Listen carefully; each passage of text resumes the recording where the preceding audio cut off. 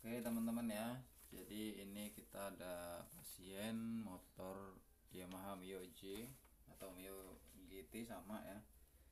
Jadi dia motornya mati total, kemudian ketika dikontak itu lampu ECU nya itu nggak nyala.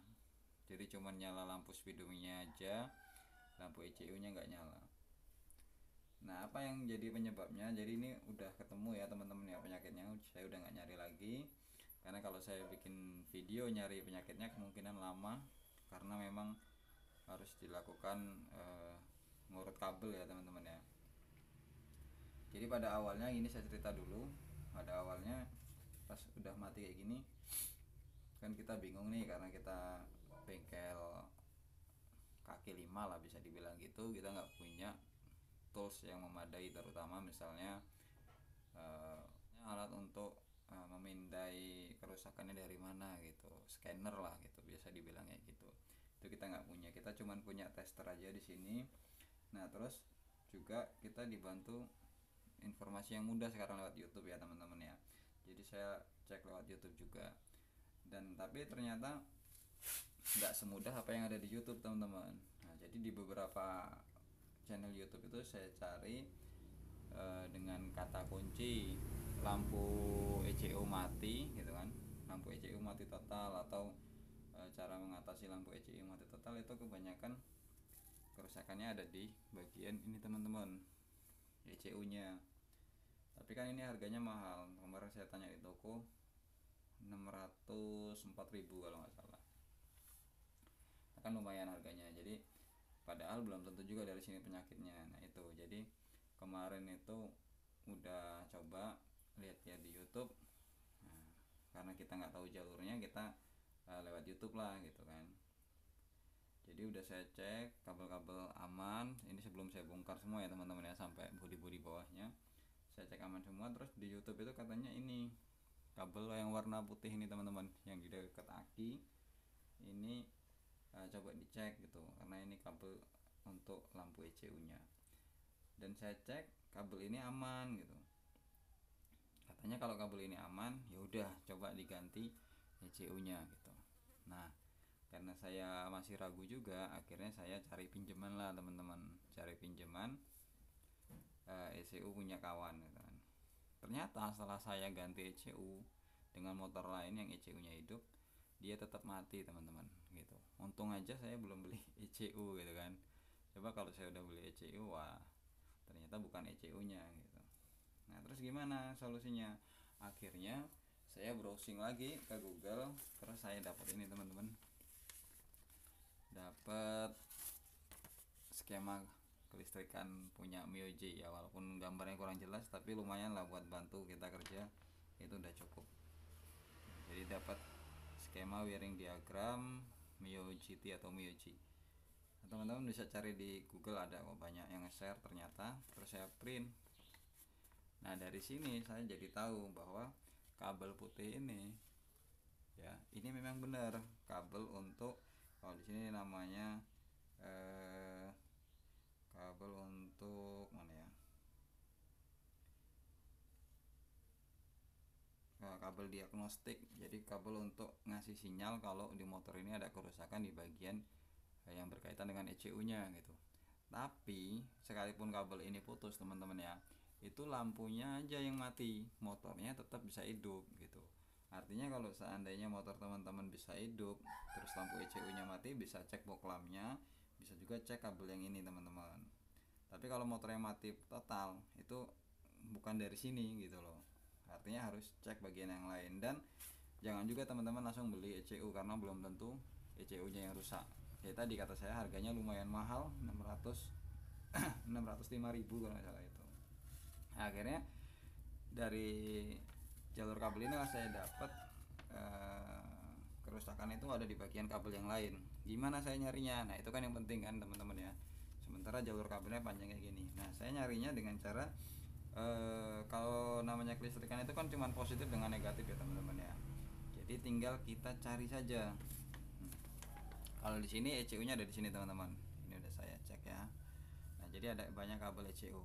Ada kabel input, ada kabel output gitu kan. Jadi Jadi yang nempel di ECU ini ada kabel input, ada kabel output.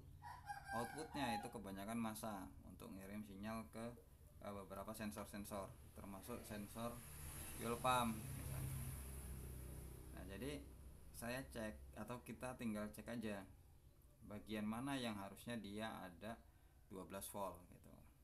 Ya udah, kita buka, kita pakai tester gitu kan. Kita cek, lihat dari sini kabelnya. Lihat dari jalur yang bisa kita lihat di wiring diagram ini. Jadi kita cek, yang seharusnya ada api, dia harusnya ada api gitu. Kalau dia harusnya ada api tapi nggak ada api, nah di situ tanda tanya. Dan di situ saya dapat kabel warna merah putih, teman-teman.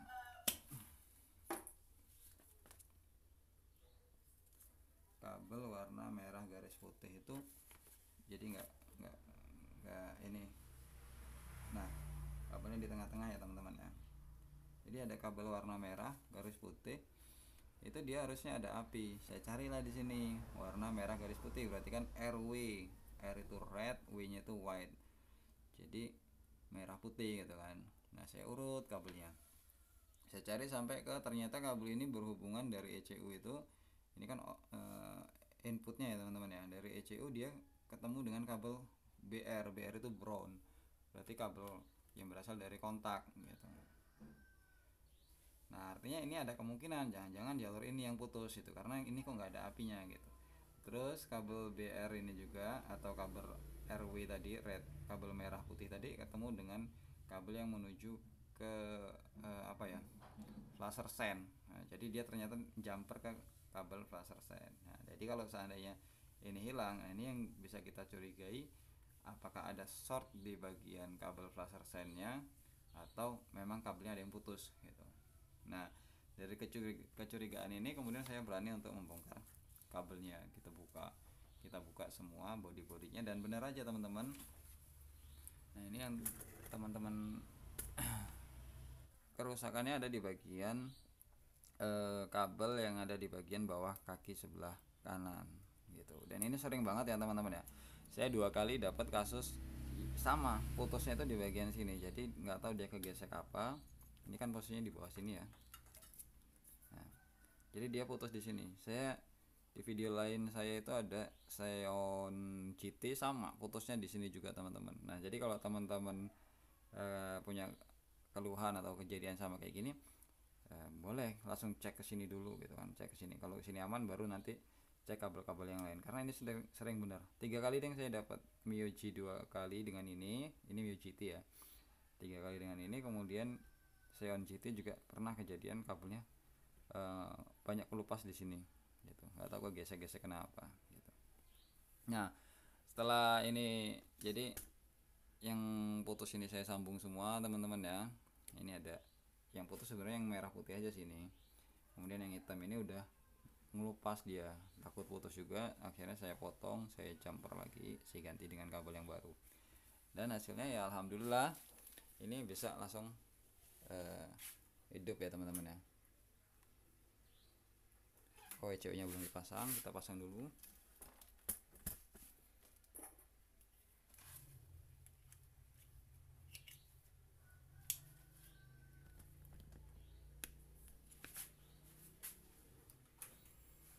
Jadi bisa langsung hidup.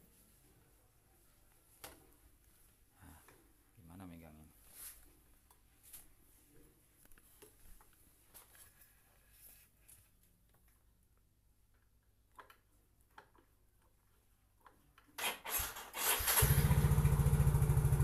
Oke. Nah, jadi bisa langsung hidup ya teman-teman ya. Oke, jadi itu ya teman-teman ya. Jadi bisa jadi gitu kan, poinnya adalah bahwa bisa jadi kerusakannya bukan di kabel yang ini gitu teman-teman. Tapi untuk mempermudah mencari kerusakannya, itu kalau bagian kelistrikan teman-teman harus pakai wiring diagram ini, kemudian harus punya multitester juga teman-teman ya.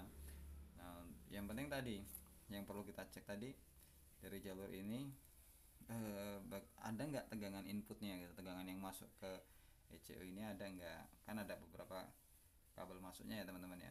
Nah, itu dicek semua, jangan-jangan ada salah satu tegangan masuk yang dia nggak sampai ke ECU gitu. Kalau seandainya tegangan masuk semua tegangan yang masuk ini ada semua, harusnya outputnya ada. Kalau outputnya nggak ada, nah itu bisa jadi ECU nya. Oke teman-teman, itu untuk video kali ini. Mudah-mudahan bermanfaat ya teman-teman ya. Buat teman-teman yang masih bingung atau butuh penjelasan lebih lanjut, boleh tanya-tanya di kolom komentar. Sekian, assalamualaikum warahmatullahi wabarakatuh.